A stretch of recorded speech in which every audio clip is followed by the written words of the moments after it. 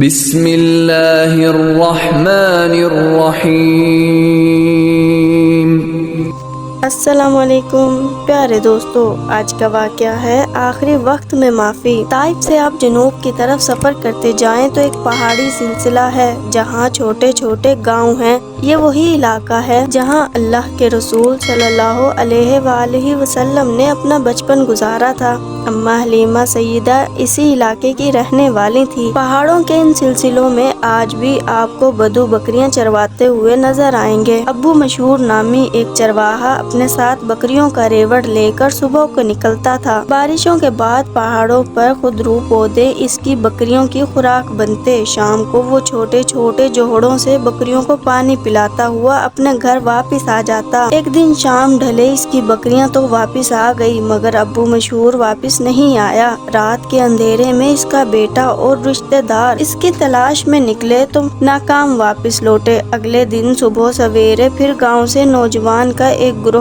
ابو مشہود کو تلاش کرتا ہوا پہاڑ کے دامن میں ایک چشمے کے پاس پہنچا تو وہاں اس کی لاش پڑی تھی، جسم پر بندوق کی گولی کا نشان تھا۔ پولیس کو اطلاع دی گئی۔ واقعات، حالات اور شواہد واضح طور پر بتا رہے تھے کہ اس کا کسی دوسرے چرواہا کے ساتھ پانی پلانے پر جھگڑا ہوا ہے۔ چرواہوں کے درمیان جھگڑے معمول کا حصہ ہیں۔ عموماً چرواہا آپس میں اس بات پر لڑ پڑتے ہیں کہ کس کی بکریاں پہلے پانی پیئیں گی، مگر یہ اختلاف اور جھگڑے معمولی نوعیت کے ہوتے ہیں تو اسی وقت ختم ہو جاتے ہیں یا اگلے وقت ختم ہو جاتے ہیں۔ پولیس والوں نے لواحقین سے پوچھا کہ اس کو کس پر شک ہے یا اس کے ساتھ کون جھگڑتا ہے۔ گھر والوں نے بتایا کہ وہ سیدھا سادہ بے ضرر انسان تھا، اس کا کسی کے ساتھ کبھی جھگڑا نہیں ہوا، البتہ وہ فلاں کے ساتھ مل کر بکریاں چرواتا تھا۔ معمولی تفتیش کے بعد پولیس نے علی بن عبد الرحمن کو گرفتار کر لیا، جس نے بعد میں اعتراف جرم کر لیا۔ عدالت میں مقدمہ چلا اور واقعات، شواہد اور اعتراف جرم کی بنا پر قاضی نے فیصلہ سنایا کہ قاتل کو قتل کر دیا جائے۔ مقتول کا بڑا بیٹا مشہود اس وقت 17 سال کا تھا مگر سب سے چھوٹا بیٹا اس وقت دودھ پیتا بچہ تھا۔ قاضی نے فیصلے میں لکھا کہ جب تک یہ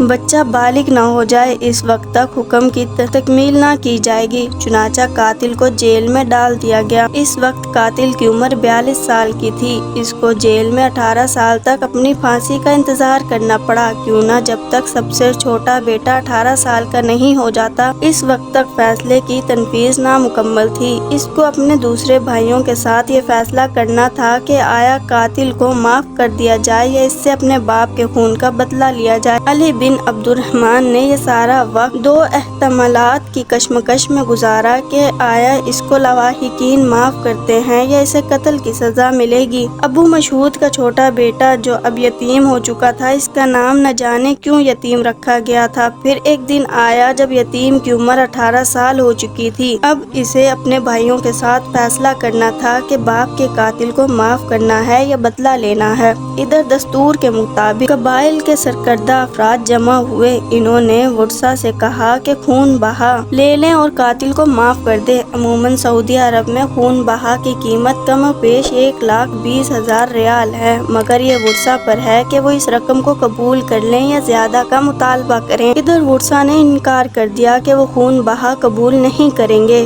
رقم کی بولی لگتی گئی اور علی بن عبد الرحمن کے قبیلے نے 10 لاکھ سعودی ریال تک دینے کا اعلان کر دیا۔ علی بن عبد الرحمن اپنے جیل کے حالات بیان کرتے ہوئے کہتا ہے کہ جب میں جیل میں گیا تو میری عمر 42 سال کی تھی، میں اس وقت جوان تھا، اب میری عمر 60 سال کی ہو چکی تھی۔ جیل گزارنا بھی ایک عذاب ہوتا ہے۔ میں 8 سال تک جیل میں رہا اور باقی مدت جیل میں گزاری۔ جس میں کوئی نیا قیدی آتا تو اپنے واقعات اور حالات بیان کرتا۔ ایسے قصے اور واقعات ہم ہزاروں مرتبہ ایک دوسرے کو سنا چکے ہوتے۔ اس دوران میں نے جیل میں حلقہ تحفیظ القرآن الکریم کے ذریعے سے قرآن پاک پڑھنا سیکھا۔ لکھنا پڑھنا آیا تو کچھ کتابیں بھی پڑھنے لگا اور ایک طویل انتظار کے بعد وہ وقت آ گیا جب میری قسمت کا فیصلہ ہونا تھا۔ ادھر میرے قبیلے کے لوگ مسلسل معافی کے لیے بھاگ دوڑ کر رہے تھے مگر مگر اس کی کوئی صورت بنتی نظر نہ آتی تھی۔ میں امید و یاس کی کیفیت میں تھا۔ ایک دن صبح سویرے جیل کے حکام نے مجھے بلایا اور کہا کہ صلح کی ساری کوششیں ناکام ہو گئی ہیں، لہٰذا کل تمہیں پھانسی پر لٹکا دیا جائے گا۔ مجھے ان کے احکامات سن کر ذرا بھی خوف و محسوس نہ ہوا۔ دراصل 18 سال جیل میں رہنے کے بعد سارے خوف ختم ہو چکے تھے۔ میں ساری زندگی ویسے ہی مایوس اور نا امید ہو چکا تھا۔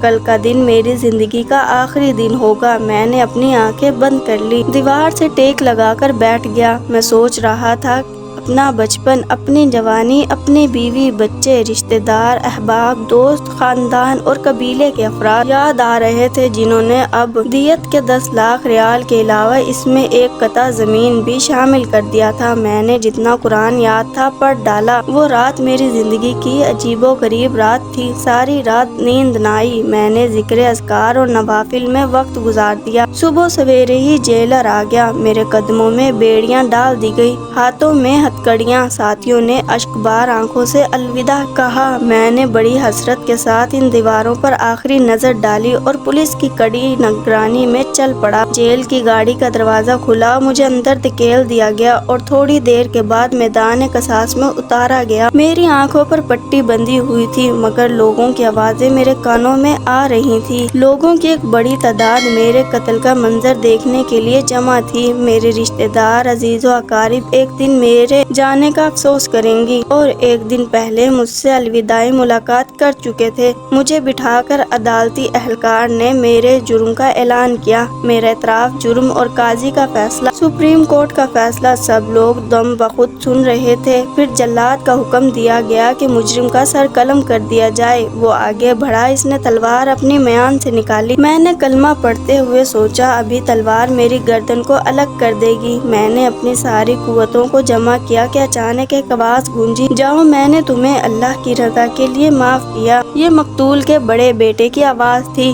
لوگ جو تصور میں میری لاش دیکھ رہے تھے اب معافی کا اعلان سن رہے تھے۔ سارا چوک اللہ اکبر کی آواز سے گونج اٹھا۔ لا الہ الا اللہ ہر شخص کی زبان پر تھا۔ مجھ سمیت کسی کے وہم و گمان میں بھی نہ تھا کہ مجھے معافی مل سکتی ہے۔ میں بے ہوش ہو چکا تھا۔ مجھے اٹھا کر دوبارہ گاڑی میں ڈالا گیا اور دوبارہ جیل میں لے آئے۔ ہر چند کے لواحقین نے مجھے معاف کر دیا تھا مگر میری رہائی میں قانونی کارروائی باقی تھی۔ مجھے اور میرے رشتہ داروں کو معلوم تھا کہ مجھے کس روز جیل سے رہائی ملے گی۔ آخر کار وہ دن بھی آ گیا کہ مجھے جیلر نے بلا کر بتایا کہ ساری قانونی تقاضے پورے ہو چکے ہیں، لہٰذا تمہیں ابھی بھی رہا کیا جا رہا ہے۔ میری زندگی کا نیا آغاز ہو رہا تھا۔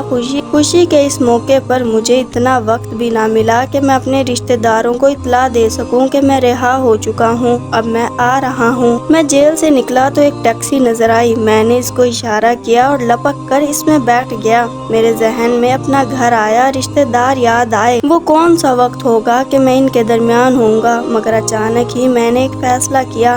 مجھے سب سے پہلے ابو مسعود کے گھر جانا چاہیے تھا تاکہ ان کا شکریہ ادا کروں، اس کے بیٹے کا، اس کے بھائیوں کا اور دیگر رشتہ داروں کا۔ میں نے اپنی یادداشت کو بحال کرنا شروع کیا۔ 18 سالوں میں ہر چیز ہی بدل چکی تھی۔ میں نے ٹیکسی والے کو گاؤں کا پتہ بتایا۔ میں تھوڑی دیر کے بعد ابو مسعود کے خاندان والوں سے مل رہا تھا۔ میرے پاس آپ لوگوں کا شکریہ ادا کرنے کے کلمات نہیں ہیں، یہ الفاظ کافی نہیں کہ میں آپ کا شکریہ ادا کروں، بلا شبہ اصل بدلہ تو آپ کو اللہ ہی عطا کریں گے۔ میں ان کو گلے لگا رہا تھا، ان کے ماتھے چوم رہا تھا۔ اب مقتول کا بڑا بیٹا مسعود گویا ہوا، بیٹھو میں تمہیں اپنی کہانی سناتا ہوں۔ تمہیں معلوم ہے کہ تمہارے خاندان کی طرف سے ہمیں 10 لاکھ ریال کی پیشکش کی گئی اور بعد میں زمین کا قطع بھی پیش کیا گیا۔ اس کے علاوہ مجھے کتنے ہی لوگوں نے معاف کرنے کا مشورہ دیا مگر ہم نے پیشکش کو ٹھکرا دیا۔ ایک دن ہم سارے گھر والے اکٹھے ہوئے۔ میری والدہ بھی اب میرے پاس ہی رہتی ہے۔ میرا چھوٹا بھائی یتیم اب جوان ہو چکا ہے۔ تمام گھر والوں نے مجھے تحریری طور پر لکھ دیا کہ میں جو بھی فیصلہ کروں انہیں منظور ہے۔ میرے پاس جو بھی سفارش لے کر آتا مجھے غصے میں مزید اضافہ ہو جاتا۔ میری آنکھوں کے سامنے والد کی شکل آ جاتی جو مجھے بدلہ لینے پر ابھارتی، لہٰذا میں نے ہر سفارش، ہر مشورہ ٹھکرا دیا۔ میرا ایک ہی جواب ہوتا کہ ہمیں رقم نہیں چاہیے، ہمیں بدلہ چاہیے، صرف بدلہ، اور یوں میں نے سب کو انکار کر دیا۔ ایک دن پھر ہم سارے گھر والے اکٹھے ہوئے۔ میں نے ان سے کہا تم لوگوں کا کیا خیال ہے اگر ہم قاتل کو رضائے الہی کی خاطر معاف کر دیں اور یہ ہمارے والد کی طرف سے صدقہ ہو؟ اس دن ہم نے بہت غور و فکر کیا۔ بڑی بحث کے بعد یہ فیصلہ ہوا کہ ہاں ہمیں اللہ کی رضا کے لیے معاف کر دینا چاہیے۔ ہم نے اس بات پر اتفاق کیا اور کسی کو قطعاً اس بات کا علم نہیں ہونے دیا۔ ادھر عدالتی کارروائی جاری تھی۔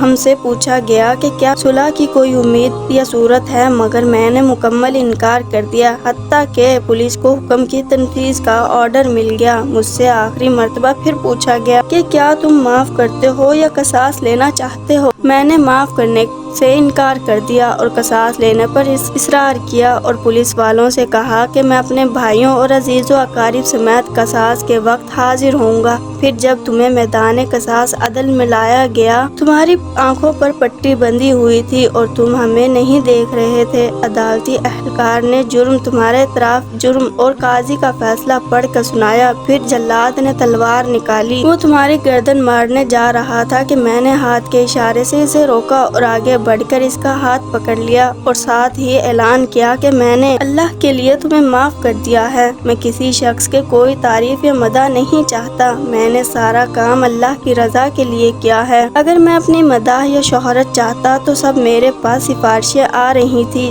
مجھے 10 لاکھ ریال کی پیشکش ہوئی تھی، میں اس کو قبول کر لیتا، مگر میں نے اپنے والد کی طرف سے صدقہ کیا، اللہ اس کو قبول فرمائے۔ اور یوں قارئین مشہود نے ایک سنہرا فیصلہ کر کے اپنے قبیلے کی تاریخ میں سنہری باب رقم۔ اگر آپ کو میری ویڈیو اچھی لگی ہو تو لائک اور سبسکرائب ضرور کیجیے گا۔ فی امان اللہ، دعاؤں میں یاد رکھیے گا۔